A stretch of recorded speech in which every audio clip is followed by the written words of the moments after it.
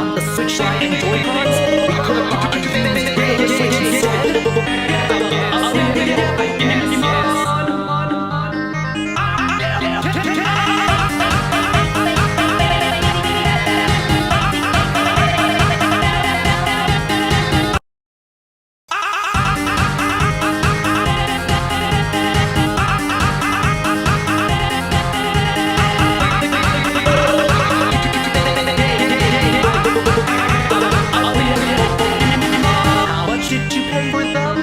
$80. So let me get this straight. With the amount of money that was spent on the Switch Lite and Joy-Cons,